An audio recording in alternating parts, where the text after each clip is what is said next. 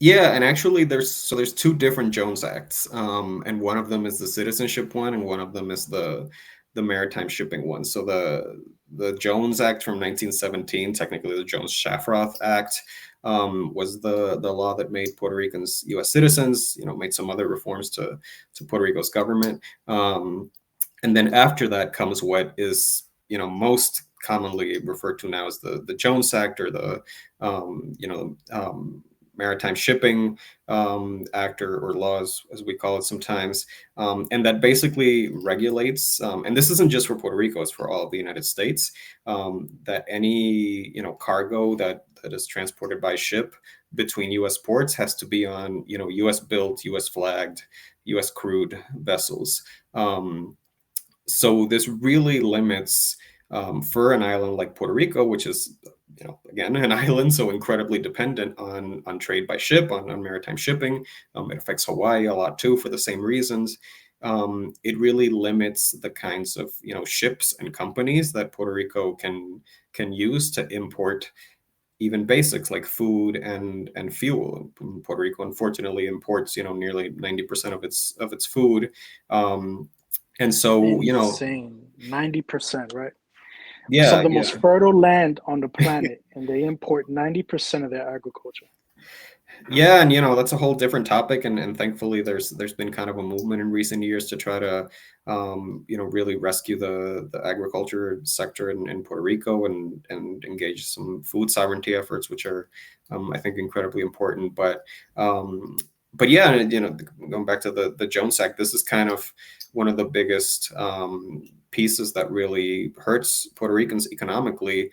I think the studies have shown that it costs the average Puerto Rican family, hundreds of dollars, even up to $1,000 a year, just from everything being more expensive because it has to be brought in on what's usually a more expensive ship. So if Panama had some great ships and they were willing to transport goods to Puerto Rico, well, and then the products would actually be cheaper because we didn't pay as much for the import.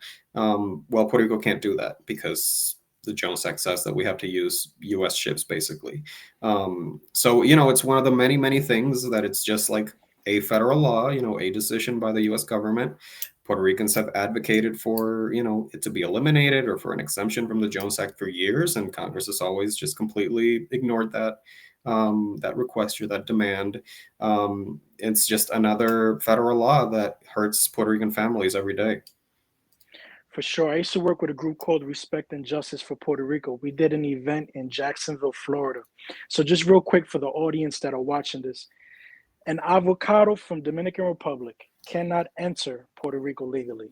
It has to be shipped to Jacksonville, Florida, put on an American ship, American-made ship, which are the most expensive in the world, then shipped to Puerto Rico, which Puerto Rico pays for that commute. And then once it lands in Puerto Rico, there's a couple of companies that actually set the price, which I don't know. I've never lived in Puerto Rico, but it's a lot. Groceries can be sometimes more expensive than here in the States, right?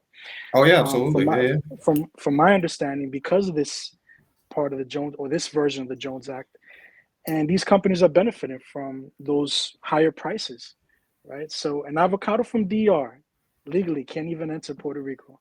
I mean, just another form of just insane abuse, right? Yeah, and Jacksonville's ground zero for this because it's the hub of all these shipping companies like Crowley that really benefit from the Jones Act and that lobby to keep it in place. Oh, absolutely. Crowley, Tote.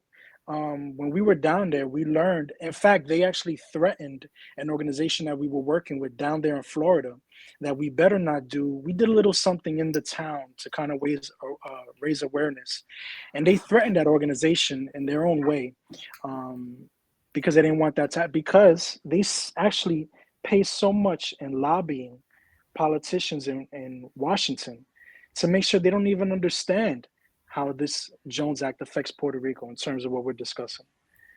So purposely they want people to be confused about it because they're making billions off of this. Yeah, yeah. I mean, the fact that Puerto Rico is so dependent on trade from the U.S. and on imports makes it a big sort of money making machine for a lot of these companies, and not just shipping companies, for all kinds of industries in businesses in the United States. And you know, I think it's a really important thing to highlight for everyone. Like so many of these conversations about the U.S. and Puerto Rico relationship, no matter what we're talking about, at the end of the day, follow the money. You know, this is kind of Absolutely. rule number one in politics, right? Right. And it's sort of rule number one for thinking about the relationship between the U.S. and Puerto Rico. Follow the money, and you're probably going to find some stuff that Puerto Ricans are getting screwed, and somebody in the U.S. is making some cash.